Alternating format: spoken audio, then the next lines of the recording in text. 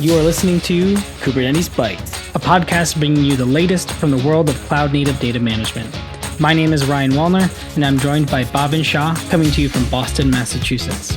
We'll be sharing our thoughts on recent cloud-native news and talking to industry experts about their experiences and challenges managing the wealth of data in today's cloud-native ecosystem.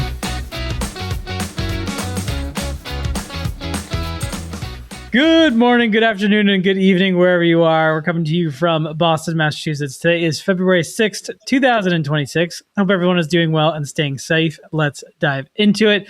Bhavin, it's been a while. We'll introduce the next guest. But before we do, let's catch up a little bit. I mean, we took some time off. A lot of things have happened. I've moved 3 times. 3 times? Okay, I think I lost track. Yeah. I did. I may have lost track as well. I'm further away from Boston, so we might have. I mean, you're still right there. So I moved too, but I'm in the same town, so I think I'm same distance to Boston as I was. Maybe 0.2 miles farther. Yeah. Yeah. We still qualify because of you, I think. Yeah. Okay, perfect. Happy to help. Anyway. It's good to be back doing the show. What's new in your life, man? No, I think what's new, I think just being busy with work. We did a lot of travel last year, moved houses. I don't know, man. Just by the time we took our December vacation, the year just felt like, I don't know, a blip. Like, hey, what did we end up doing? Like, we had to go to our iPhone camera roll and then just look at pictures like, oh yeah, this was a fun trip, or this was a fun day, like the moving day, and making sure everything works out and the stress that we were under. So no, I think last year was crazy, but over in a jiff, I guess. I'm glad to be doing this again with you. How was your last year? I think I blacked out for all of it. Yeah, it was chaotic. You know, I know I've told you some stories about one of the reasons why I moved. That's a whole separate podcast, I think, that involves detectives and crime scene tape. And I wasn't involved. Anyway, we won't get into it. And then moving here, I'm finally kind of settling, which is nice. Although, you know, the last week I was out without heat and hot water, and it's been like 6 degrees out. So, the biggest snowstorm Mass has ever seen or Boston has ever seen, and you were without heat. So that's perfect. Yeah. You know, basically my boiler started sounding like someone was throwing frag grenades in the basement, which was really not anxiety inducing at all while you're sleeping. And eventually after like a day of it, I was like, I saw a flame. I put a camera down there and saw a flame when it did it. And I was like, all right. Okay. Turning it off. I don't want the house to explode. I've seen videos that happens. I don't want that to be me in my house. You don't want to move the 4th time, you know. You have to draw the line somewhere. Exactly. Yeah. So I say I'm looking forward to 2026. Although with the boiler, it's off to a rough start. I'm getting surgery in a couple weeks. Although it is what it is. Yeah, life wouldn't be as interesting, I guess, if it wasn't chaotic. But I know we wouldn't have to we wouldn't have cool stories or good stories to share on the pod, right? Yeah, so it's good that the life is interesting.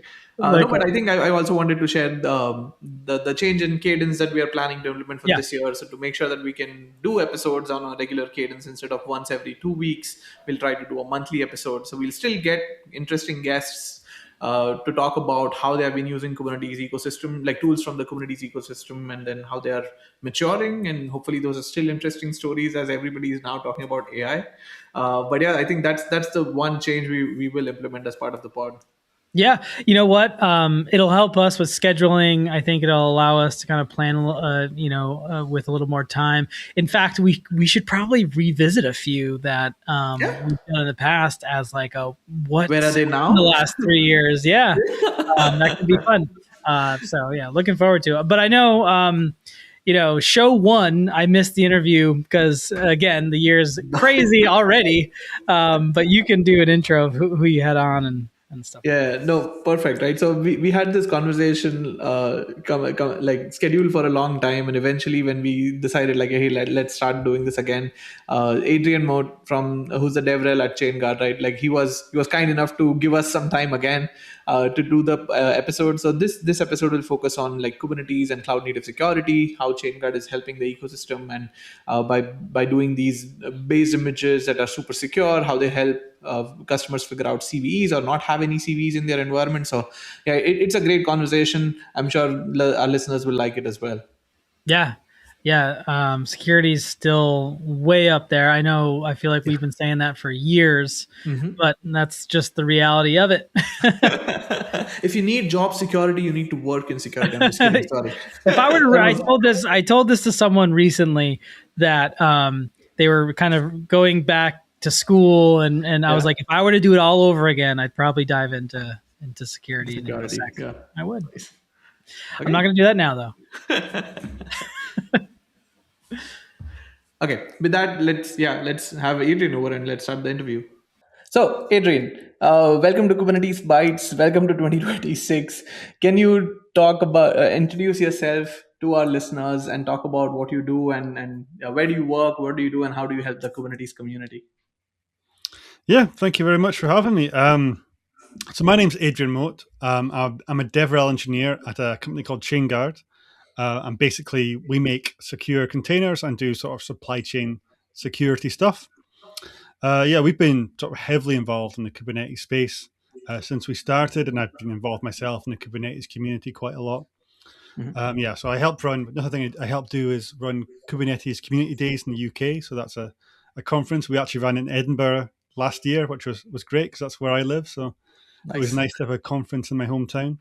Yeah. Um, but yeah, I mean, the main thing that I work on at Chainguard is just promotion and education around our containers product, which is basically our secure zero CVE containers. Yeah. Okay, no, I think that's perfect, right? And a perfect segue into my next question. Because of your engagement with the community, because of the local days and events that you run around the Kubernetes community, right? What are some of the challenges that you come across, especially when it comes to cloud native security, right? Like what are things that people are not thinking about yet? We know that Kubernetes has been around for 10 plus years, but there are still a lot of customers that are new to Kubernetes. So what should they be thinking about? All right, Kubernetes security in particular. That's a good question. One thing I would say, if you're new to it, definitely go with like a hosted provider. Don't try and set it up yourself. Although that's really educational, but like for a production environment, I'd definitely be looking at like a hosted one, like Mhm. your Google's GKE, whatever it's called, etc., because they'll apply a bunch of security defaults and so on. But yeah, in general, we always see the same things with like attacks and so on. It's always things like tokens and lack security Mhm. things. Open buckets, things like that.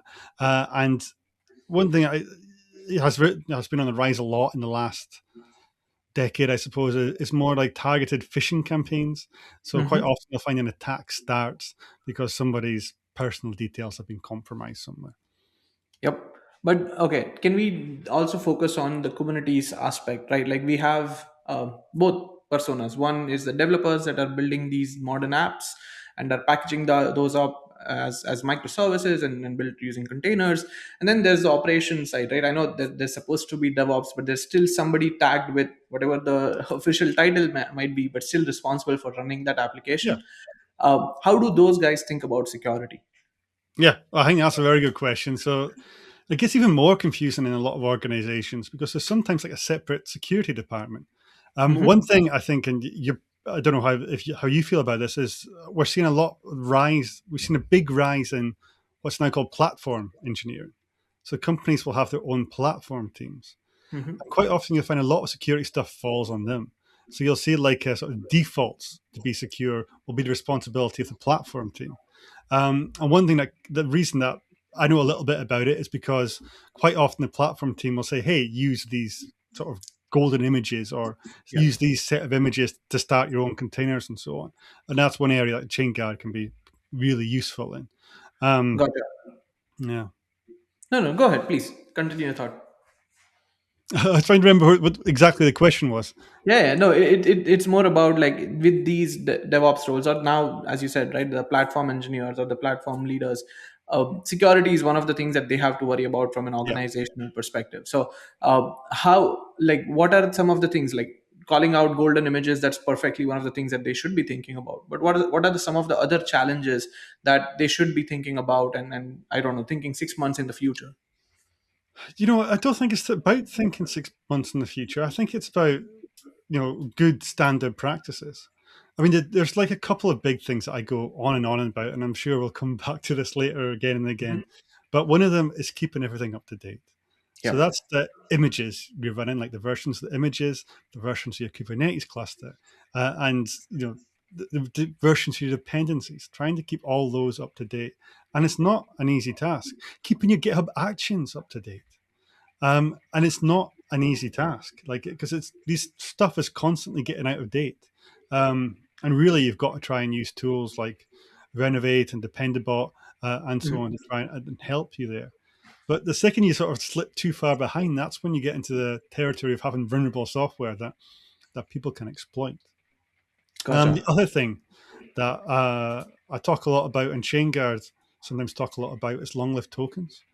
So that's the kind of stuff that's loved by attackers. Like the second they find, an API token or something that they can abuse, that's what they live for, basically.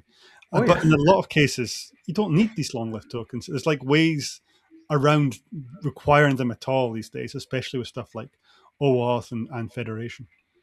Gotcha. Okay. So I do want to take a step back and talk about the images, right? Like we all have heard about CVEs being a thing, and then there are these advisories that are being published from not just Chainguard, from other vendors in the cloud native ecosystem as well. But I wanted to like start at the 101 level, right? Like, can you talk about what are CVEs? How do people identify them?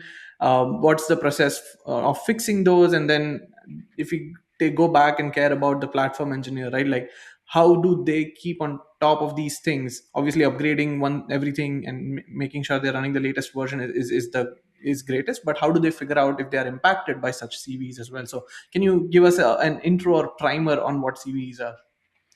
Yeah. Do you know, I literally just looked up what CV stands for because I always forget. It's really like a not a very useful acronym because it stands for Yeah. Common Vulnerabilities and Exposures. But basically, what it is all software has bugs. Some of these bugs are security bugs that can be exploited by attackers. So, Mhm. no, a really bad case would be like a buffer overflow in a program that gives you access to the terminal, sort of thing. Um, but obviously, there's a whole range of Mhm. security vulnerabilities. A minor vulnerability. Um, might allow like a resource exhaustion or something, which can be a serious vulnerability if it means that I can run a denial of service attack, for example. But Yep. anyway, there's all these CVEs. Well, all these vulnerabilities exist in software, and a CVE is basically an issue that somebody has found and reported to a CVE organization. Now, there's several CVE organizations. The most famous one is NVD, which is National Vulnerability Database in the US. Gotcha. And basically, if you report a vulnerability to them, they'll look at it, they'll assign a number, and sort of try to investigate it to some level. And one of the things they're supposed to do is assign a severity. So they'll say, "Hey, this is a really bad CV," and assign it like severity 9, sort of thing, or this doesn't matter too much, and assign it like severity 1. Um, Now, this sounds fine in theory. Mhm. In practice, it's become a bit of a mess, quite frankly, because there's so many CVEs being reported all the time, and some of them are really important. Like you're getting your heart bleeds, your soul no solar winds. What's what I'm thinking of? Log for shell and things like that are Mhm. all CVEs that were hugely important and you had to take care of. But at the same time, you've got all these CVEs that are coming out that turn out to be nonsense, and all this noise threatens to like drown out the actual signal. So Yeah, yeah, there yeah. are problems with Gotcha. CVEs. Um, so um, one thing, we do have all these tools. So things you may have heard of like Sneak, Gripe, Trivy, that can scan your software, and then in my case, your container images, and they will report on any CVEs they find in that image. Now, the way they work is the first thing they'll do is they'll take a sort of inventories, you call it an SBOM, or software bill of materials of the contents of the image. And then they cross-reference those contents against a database and see what CVEs are present or potentially present, and report that list back. So everybody thought, oh, this is a great idea. Mhm. If I find any CVEs, I'm not going to deploy to production. Yeah. And that turned out, I mean, I'm kind of going back a bit and I'll explain why. And that turned out not to work very well because basically you ran these programs on any image, and you ran on a base image, they would find CVEs. So it was almost impossible to create a program without knowing CVEs. So you couldn't say, don't ship a program, don't ship an image with any CVEs. It just wasn't possible. Yeah.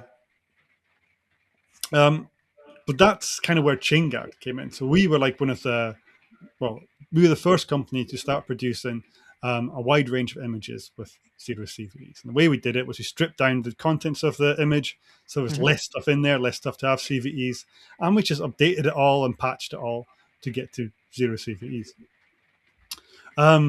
Yeah, I could go on and talk about competitors, but I think you maybe want to go back to the CVE point and talk about how you deal with them. So, Yeah. so the problem is, if like you find a CVE and it's in your base image and you're using the latest version of the base image, well, there's not a lot you can do. Like there really isn't. You're kind of in a bad situation. You can look into like patching it and creating your own version, but now you're suddenly responsible for this forked version, which isn't Yep. where you want to be. You can also look at the CVE and try and figure out if it actually affects you in your application, which is wise, but that's a lot of time. Say there's a dozen CVEs there. Are you going to sit and investigate them all? And that's really why Chainguard is successful, because we offered a solution there. Hey, use our image and you don't have this problem. So, like, if I do want to interject that right No, go there, on. right? If I'm not using Chainguard images, let's assume that, and I have a bunch of CVEs, how do I even go about examining my blast radius, right? Like Yeah. CVE will have a score, but then if it's running in my production environment, are there tools? I know you listed a few like Sneak and Trivy. Are there tools that will help me figure out like, hey, if I don't fix this, I know NVD will have a level of severity, but even if it is at an 8, but in my environment it has a huge impact. Are there tools out there for me as a platform engineer to figure that out? So Okay. there is a Kev catalog, KV. Okay. I think that tries to list ones that are known to be exploited in the wild. I'm not sure how complete and useful that is, but that's a kind Yep. of sort of way you can go to try and figure out, do these matter? Um, yeah, I'm not convinced there's any very good solutions. Another thing you can try and look at is, well, is this, you know, container that has the CV, is it actually exposed? Like, is there any way, like, somebody could get to it and trigger that vulnerability? Gotcha. Um, Okay. Okay. I'm So not now sure I let's have better answers than this. no, The no, other thing that I would say is, like, if you're not using Chainguard images, you can still use like a distrless approach. Or a distrless approach is where we try to strip out everything in the container that's not needed. So that okay. CVE that you're worried about might be in like might be in like LS, or that's probably a bad example, but like find or get or something that you don't actually need in your container. So just Yeah. remove it and that CVE's gone. Okay, so then help me understand the difference between like a chain guard image and then a distroless image, right? Because in my day job, when we package up images to publish as part of, let's say, the Red Hat Operator Hub, I think one of their requirements is, hey, you have to have a distroless image. Oh, really? What's that difference, right? Like, is that the better approach than selecting a distro and using chain guard images, or what are the differences there? So we're going to do a bit of a history lesson. So Yeah. distroless comes from a project that was started by, well, certainly Matt Moore and Dan Lawrence, who are now the Oh, CEO and yep. CTO of Chainguard. So when they were Gotcha. at Google, they started this distroless project, and what they did was they took the Debian base container or operating Hmm. system, however you think about it, and they stripped everything out that wasn't needed for the average sort of program. What you get left with is things like a temp directory, it's Hmm. few things under Etsy, I think, Okay. your SSL certificates, time zones, and maybe a couple of home directory, I think, Okay. and And that's basically about it. everything else is gone. And what you Gotcha. find is like sort of most applications that you'll build and run will be able Yeah. to work in that sort of environment. Um, Otherwise, like say, because you can create a static executable and try and run it on what's called a scratch image, which is Hmm. completely empty. Unless you thought about it in advance, quite often you'll find that won't work. Because, for example, if you make a call to create a temporary file, that actually will probably expect /temp to be available and will crash out if it's not. So sometimes Scratch doesn't work. So distro-less is basically sort of the most simple operating system you can get away for sort of the majority of static executables. So Gotcha. that's what So distro-less is. it sounds like if I start with that distroless image, I will have to go and add things on top that I absolutely need and end up creating something that somebody else is on the hook for, right? Like it's not that I'm going to be secure, it's just going to be a different set of vulner. I'm moving up the stack and installing libraries that might have some vulnerabilities in them as well, and I'll have to make sure that I'm securing against it. Is that the right way to think about it? Uh, I'm going to say no. So so Okay. libraries will probably be at the application level. Gotcha. Um, I mean, that's not entirely fair because obviously you can like apt install sort of base Yep. libraries. Packages, yeah. Let me go back to the story. So Okay. that's what DistroList was created at Google by Matt and Dan Lawrence. Hmm.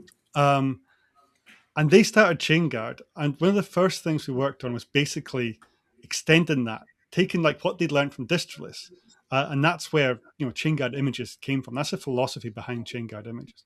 So what you find is our images are based on this DistroList philosophy, where they don't contain anything more than they need to run the container. So like our Redis container just contains, or our Nginx container just contains Nginx, doesn't even have a shell or a package manager Hmm. inside it.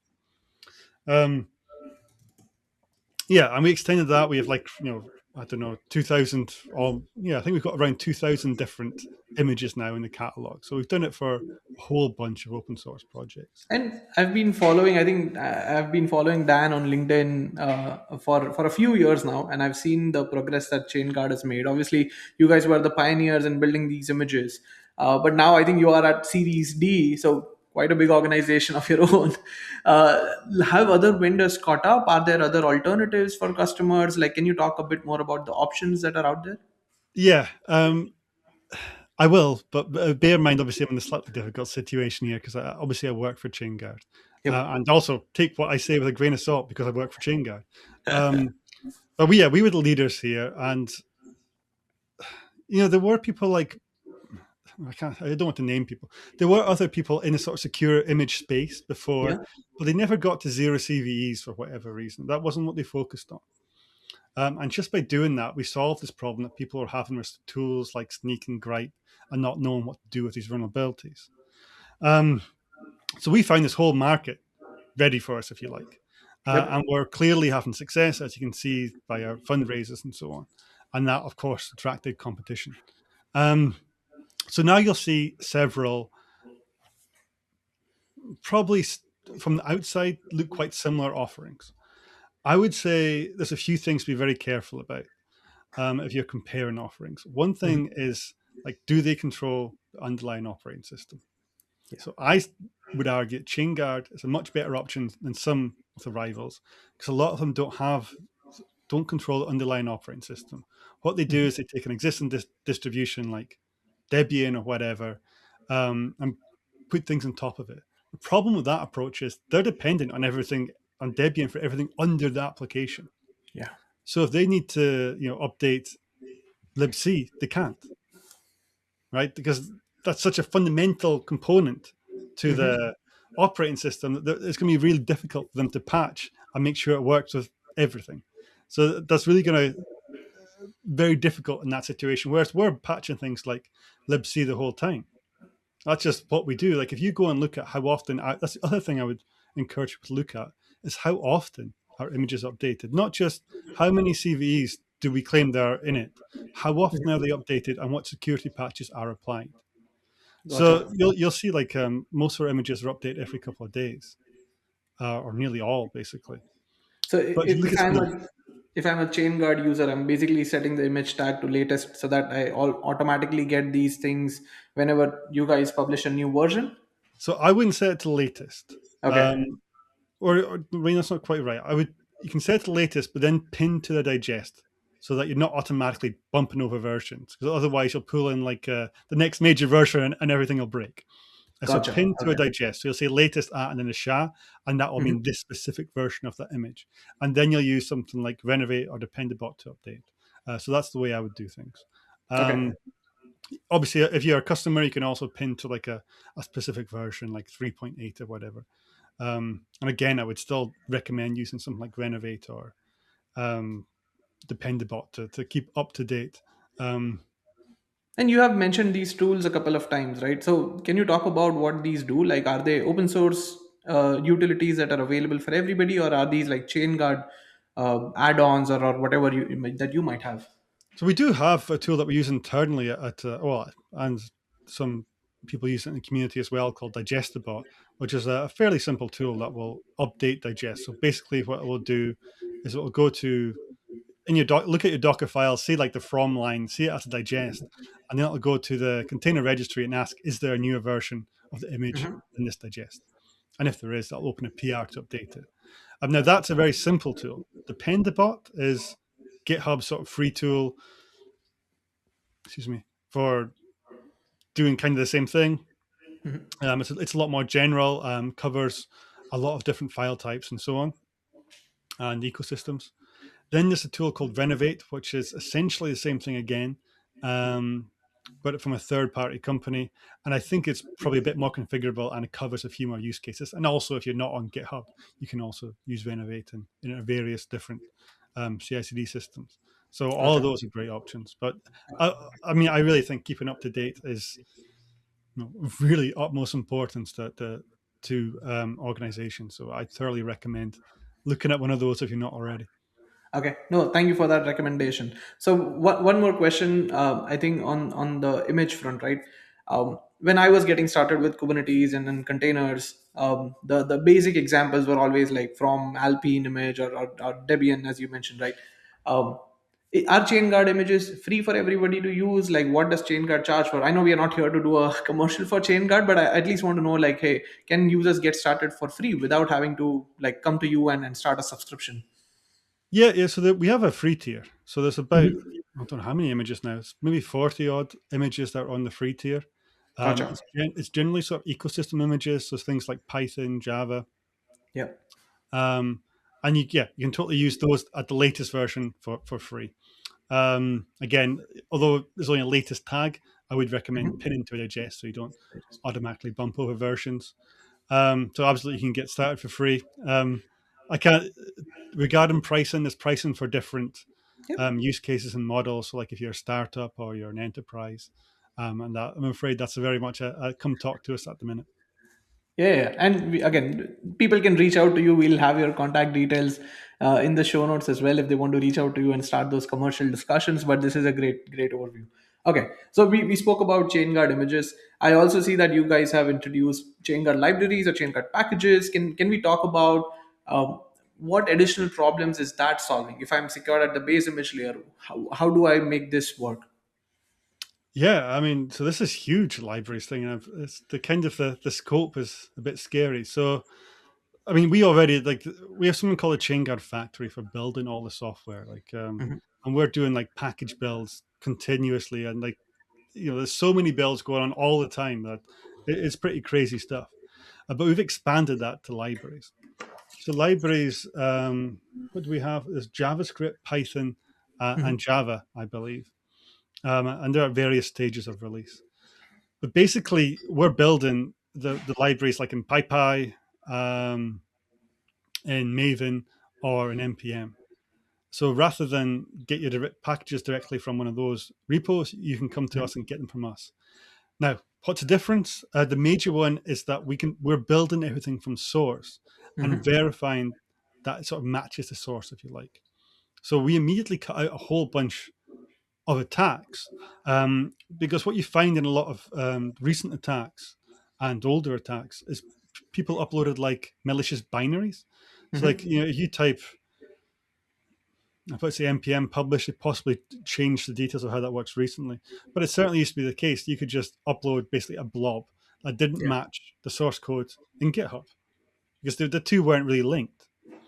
Um, and we kind of cut out that attack because we verifiably only build the source code.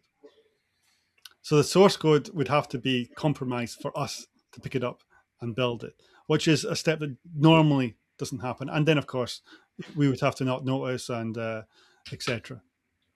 Gotcha. And we're also in the future. One of the things looking at CVE remediations, we're even talking about where we can remediate in CVEs that are found in libraries. Interesting. And I like for the past few years, right? Everybody has been like, I don't know, talking about AI in all aspects of product development and production deployment and customer usage. Can you talk about like if I are there like agents that Chainguard has that can help customers monitor their production and perform some of these actions? Is that something that you guys are working on? Are there open source alternatives, or like I know Kubernetes GPT was a really big thing a couple of years back. Like, Mhm. how do you think about AI and when it comes to security? Um, I think that's a very good question. Chainguard's quite big on AI. Like, we use the engineering team use it. We very much, like, before anybody gets scared, I do want to like stress how much like we use it as a tool. So Yep. everything is checked by humans, Oh yeah.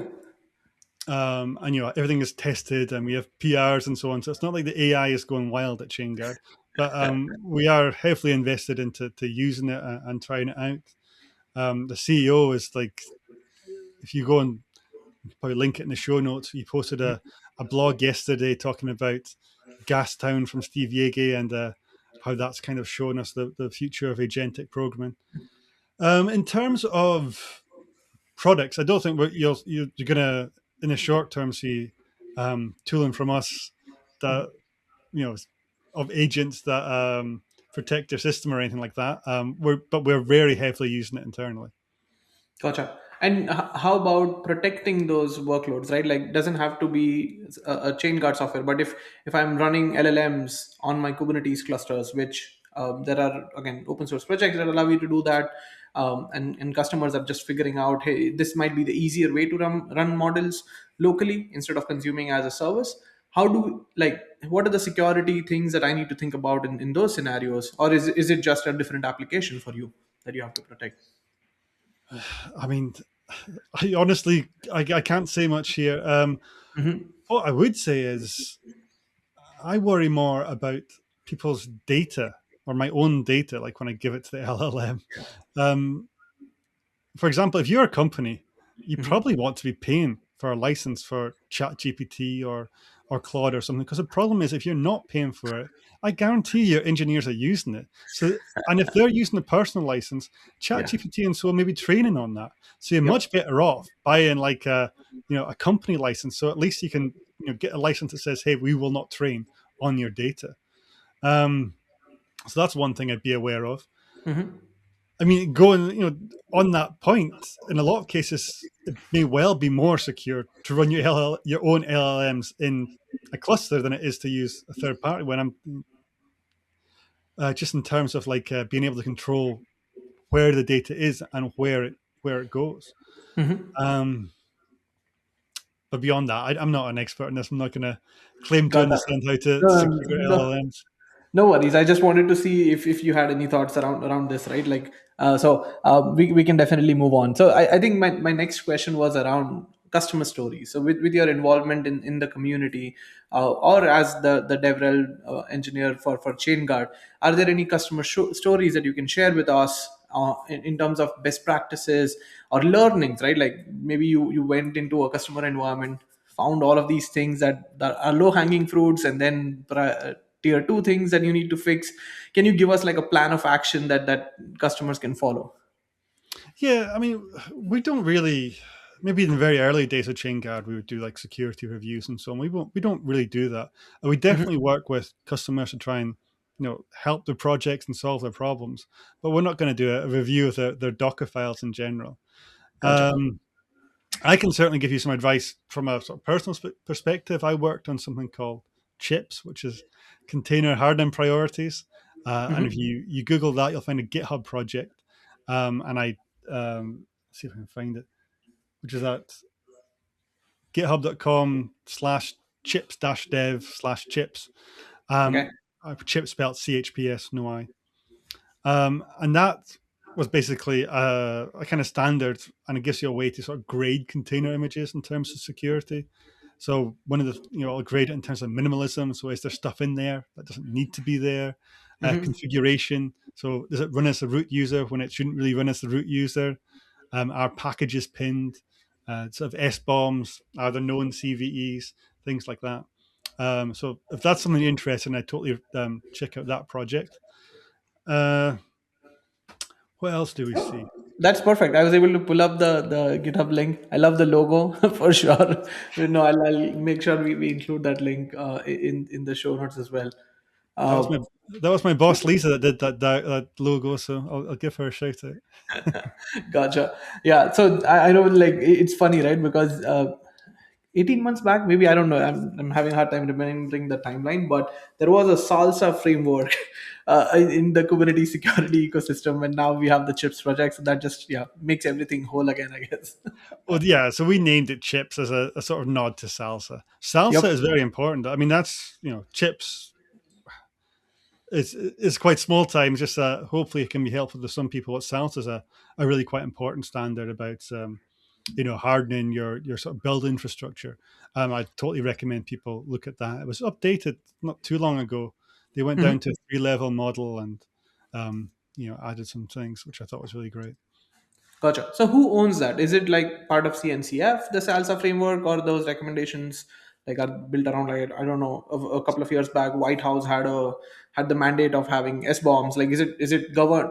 Is it pushed down by authorities like such, or is it like something that the open source community built? Salsa, which is, by the way, if anybody's Googling, it's slsa.dev. Salsa software level artifacts. Is that what it stands for? Software Supply level. chain levels for software artifact. I just, yeah, pulled it up. So that's actually part of the OpenSSF, which is part of the Linux Foundation. Gotcha. So it's got quite big organizations and standards behind it. So it's Okay. No, for sure. Yeah, we'll definitely include that link as well. So if people are getting started, they can look at that, and then also we'll have a link for the chips repo. One question I had, right, like, which again, I'm not sure if there is an answer to this, but uh, in my day job, I talk to a lot of customers that are moving from VMware to OpenShift virtualization, right, like running VMs on Kubernetes. We spoke about these secure images. Is there an equivalent for these VMs on Kubernetes through the KubeVirt project, or on OpenShift through OpenShift virtualization? Is there an equivalent that's available? So what that's available? An Equivalent. equivalent solution, like base images or Chainguard images, but for VMs instead of just containers. So there is a Chainguard VMs product. Okay. You're welcome to come and talk to us about that. I would say it's something people have looked at probably less. Okay. I guess it's worth. There's also another company called Adira, and what Adira do is they try to basically take the security from VMs and apply it, at the container level as well. So you get the Gotcha. VM isolation for containers, I believe. Okay, got it.